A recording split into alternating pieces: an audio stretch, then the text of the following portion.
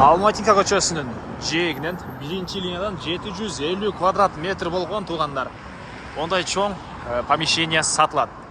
750 квадрат метр, 2 этаж жана плюс подвалы деле бар туугандар. Жалпысынан 750 квадрат метр экен. Ассаламу алейкум туугандар, кандайсыздар? Назарыңыздарда кайрадан эле базары жок каналы. Бүгүн сиздерге Алматинка көчөсүнүн жээгинен ушул объектти көргөзмөк үчүн биринчи болуп келүү жолун түшүндүрөйүн. Сиздер эгер Алматинка көчөсү менен Аламидин тараптан, Аламидин базар тараптан келе атсаңыздар, сол тарапты карай келесиздер. Глобустан бир 3-4 үйдөн кийин эле, же канча бир 5-6 үйдөн кийин экен туугандар. Сол тараптан эке ушул үйдү көрө аласыздар, ушул чоң помещенияны көрө аласыздар. Негизинен швейный цехке расчет алып салган экен, швейный цех иштетем деп. Же болбосо андан башка дагы бир ишкердик кылсаңыздар болот. Видеонун аягына чейин көрүңүздөр, ишкерлер туугандар барыңыздар, аягына чейин көрүңүздөр. Азыр бир чекеден маалыматын берем. Эгер сиздер объездной тараптан келсеңиздер, оң тарапта жайгашат туугандар. Оң тарапта. Алматинка көчөсүнүн батыш тарабында болуп калат туугандар. Эмне маалыматы? Эң эле чыгыш чегарасы мына бул забордун туш тарабынан башталат экен. Бирок заборго чейин деле мына кошуналар парковка, кээ бирөөсү автомойка ачып алыштыр. Ушу сыяктуу машина койгонго жай кылсаңыздар дагы болот. Чек шата, мынакей бул чек шатанын жаны эле туугандар. Андан ары мынакей бул көчө тарабы. Түндүк чегара бул жерден башталат, түштүк чегарасы бул жерге чейин. Жалпысынан жеринин аянты 7,5 соток, помещение туугандар 750 квадрат метр. И помещение участоктун туугандар мына өйдө батышыраак, участоктун батыш тарабына жайгашкан. Анан бери жанында ушунча кенен бош жери, дагы чоң үй саласыздарбы же под бизнес жол жээгине дагы бир нерсе саласыздарбы? Кыскасы, ушунча дагы бош жери бар туугандар.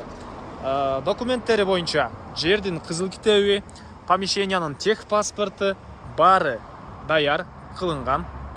Центральный канализация бар экен. И природный газ, электр энергиясы, суусу баары бар экен туугандар бул жакта. Жана айткандай, бир аз эле ылдый түшүп, солго бурулсаңыздар, Дордой базарына бат эле барасыздар. Азыр жаңы Энесайдын жолу ачылган.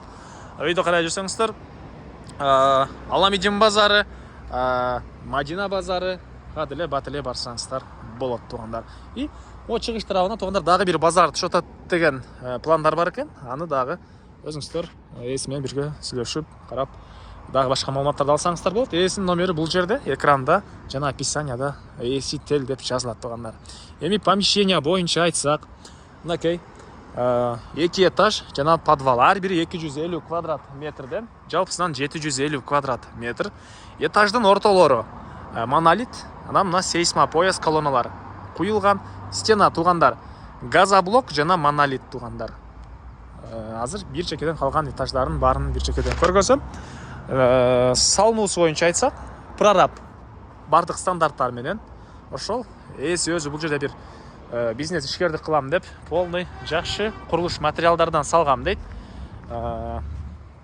Келип дагы ээсинен сурап билсеңиздер болот. Негизинен курулуп аткандан кийин негизинен фото видеолорун деле болсо керек, келип дагы толугураак элдер менен биргеликте маалыматын алсаңыздар болот. Мына ушундай туугандар. Бул кошунанын чегарасына чейин 1-1,5 метрдей аралык. Анан бул жагы деле мынакей аралык тышталган. Мен 1-1,5 деп болжол менен айтып атам да, келгенде өзүңүздөр карап көрөсүздөр. Тегесин да эме алып көрөсүздөр. Эки кошунага чегарага чейин аралык тышталган.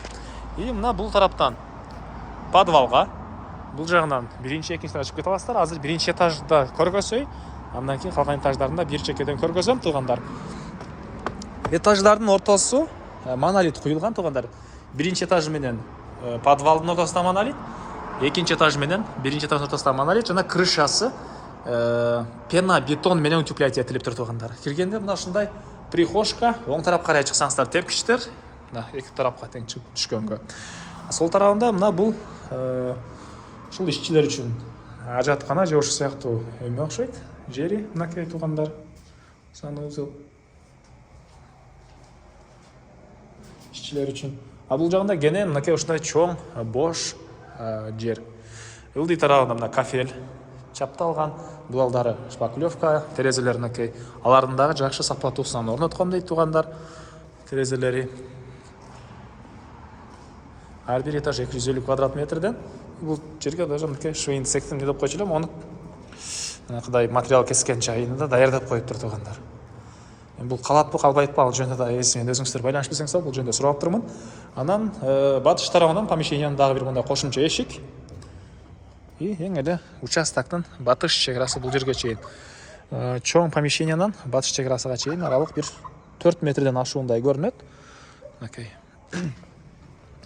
Мен эмне маалыматын айтпай калдым дагы.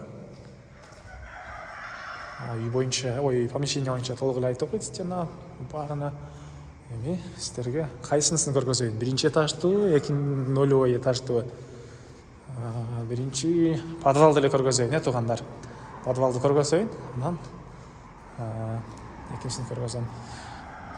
Алматинг көчөсүнүн жээги, биринчи линия.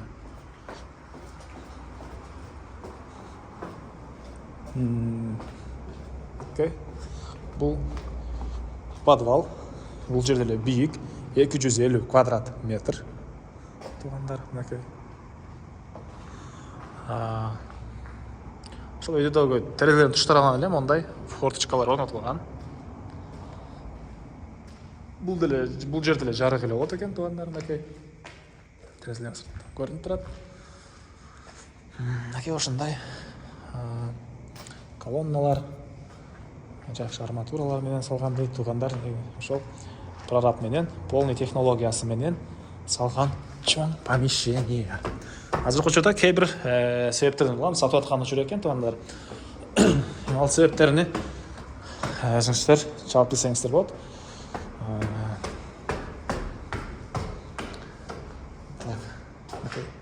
Ошол эмнеге сатылаттыр деген темада мен YouTube'га, TikTok'торго канча деле айтып бербейм. Элердин кимдир бирөө туугандар Америкага кетип аткан болот, кимдир бирөө Кытайга соода менен кетип аткан болот, кимдир бирөө акча керек болуп аткан болот. Ушул сыяктуу эле да. Негизинен кимден ким помещение жакса, элер менен чалып байланышып, себебини, башка маалыматтарын сурасаңыздар болот, туугандар. Бул экинчи этажы. Бул жакта дагы мындай ажаткана жана душтун бөлмөлөрү саныбызда, туугандар, мынакей. Персонал үчүн. Мына бул экинчи этажы. Терезелер мына түндүк тарабынан дагы, түштүк тарабынан дагы.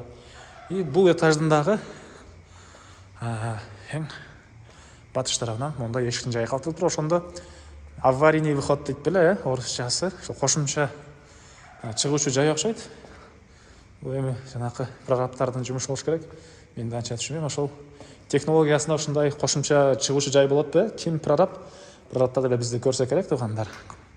Ошундай кошумча эшиги жана бул экинчи этаждын көрүнүшү. Айтылбаган эмне маалымат калды, туугандар? Бул чоң 750 квадрат метр болгон помещениянын баасы $230,000 сурап атыптыр. Анан дагы сүйлөшүү болот. Ээсинин номери экранда жана описанияда ээси тел деп жазылып турат. Звонок кылып сүйлөшүп көрүңүздөр, сүйлөшүү болот. Анан достор менен, группалар менен бул видеону сиздер бөлүшсөңүздөр, мага бул объекттин ээсине чоң жардам берген болосуздар. Анда эмесе мен сиздер менен коштошом. Кийинки чыгарышка чейин, туугандар, саламатта калыңыздар.